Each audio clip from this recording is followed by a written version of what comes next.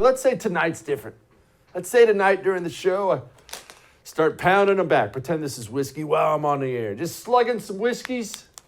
Get off the show, and I'm about half into back. I sound like Joe Biden every day. I'm driving home. And I go get in my car, and I drive home.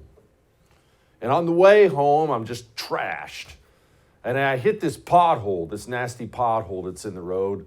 I lose control of my vehicle, and I wrap it around a telephone pole on the way home. Now, what was the problem there? Was it the pothole? Obviously not, right? It was the booze.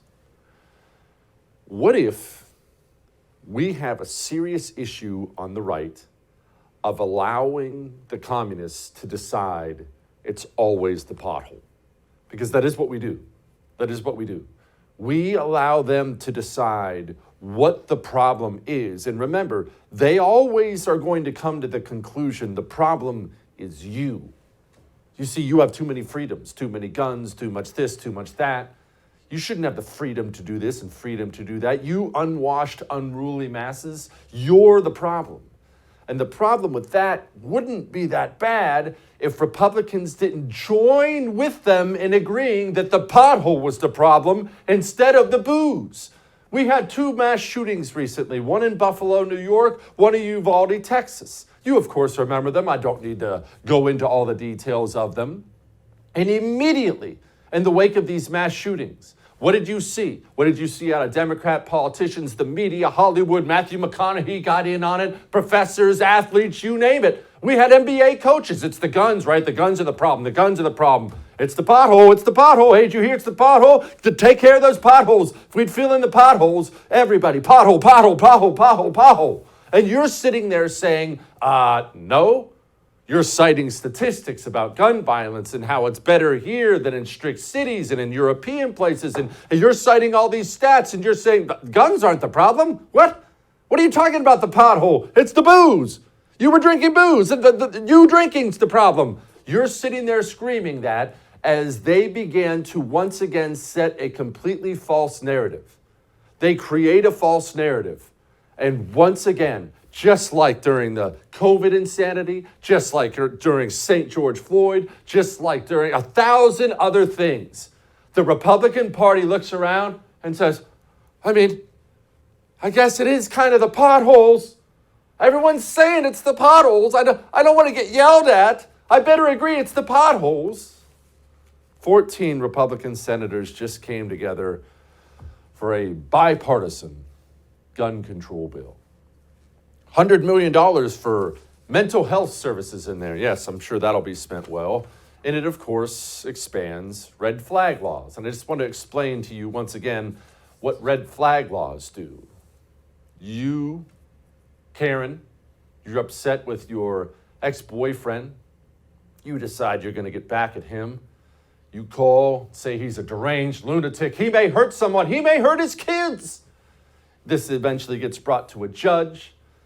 Before you know it, the police have been given authority to go kick in boyfriend's door and confiscate his weapons before he's been charged with anything, put on trial. And if he attempts to defend himself when someone kicks in his door at 1 p.m., he'll be killed and get off scot-free. And the Republican Party just decided that is a good thing. Oh, but wait, there's more.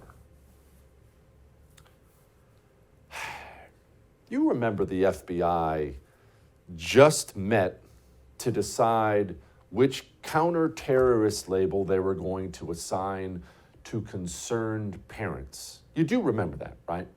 Parents who were showing up at school boards, the FBI counterterrorism heads had a meeting, we now know this because of leaked documents, to decide which threat label they were going to assign to concerned parents. We know the FBI planned, funded, and organized the attempted assassination and kidnapping of Michigan Governor Whitmer, and they did this to frame people on the right. We now know there were feds, lots of them in the crowd at January 6th, encouraging people to go in. We know these things. We know the FBI has officially declared war on the right. They are now Democrat activists. That's concerning, right? DOJ, concerning. I mean, the DOJ, after all, they're the ones who prompted all this FBI stuff. They got a letter from the teachers' unions, and they decided to sick the FBI on you. Do you know what the Republican response to that is? They sent a combined $1.5 billion to the FBI and the DOJ as part of this bill. Here are your senators. Senate Majority Leader Mitch McConnell shouldn't be there anymore. Roy Blunt, Richard Burr, Shelley Moore, Bill Cassidy, Susan Collins, Joni Ernst, Lindsey Graham. I just want to pause for a minute on Lindsey Graham. Lindsey Graham does this all the time. Senators have to run once every 6 years. So for the year leading up to his election, he'll all of a sudden turn into a blood red conservative. He spends the next 5 years trashing you and your values, and yet the people of South Carolina send him back to office every day or every 6 years. Hold on 1 minute. I'm going to make another point on that. Lisa Murkowski, Rob Portman, Mitt Romney, Tom Tillis, Todd Young, and of course, John Cornyn of Texas. And so you don't think I'm picking on the great people of South Carolina. Let's talk about the people of my state, John Cornyn of Texas. Just like Lindsey Graham, he does these things all the time. He'll reach across the aisle and reach across the aisle and reach across the aisle and spit on your values and spit on your values and spit on your values for some more. And then when it comes to election year, all of a sudden he's to the right of Barry Goldwater. You see, John Cornyn just got elected. 2020, he just got elected. Won't be up again for 6 years. Well, 4 years now, but either way, just got elected. And John Cornyn, he had a primary, and he got 76% of the vote.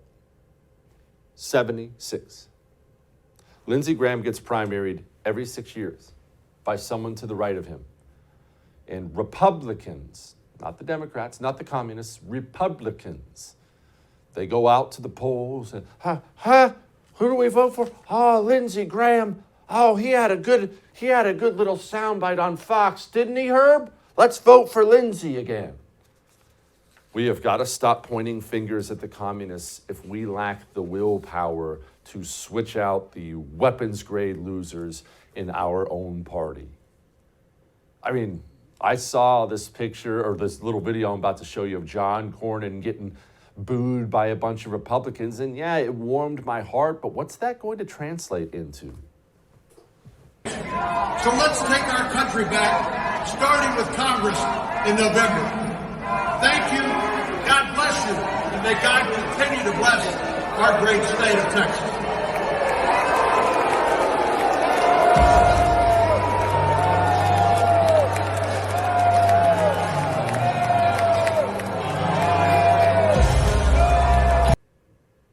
Good, I'm glad you're upset.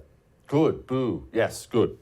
I even saw a picture, someone sent me a picture of a trash can. They were handing out these red lanyards with John Cornyn's face and name on it, and the trash can was full of the red lanyards. So good, that's awesome. Throw away those lanyards and boo.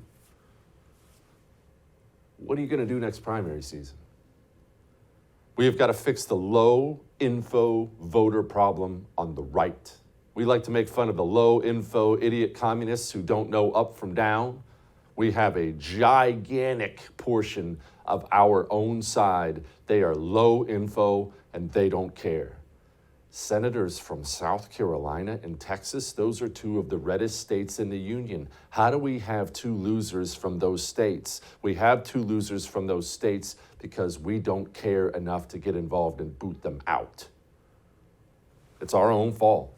Don't miss Jesse Kelly Breaks History, The Forgotten Genocide, the first episode of a new series available now exclusively for First TV supporters. Visit the First TV app or thefirsttv.com to subscribe and start watching today.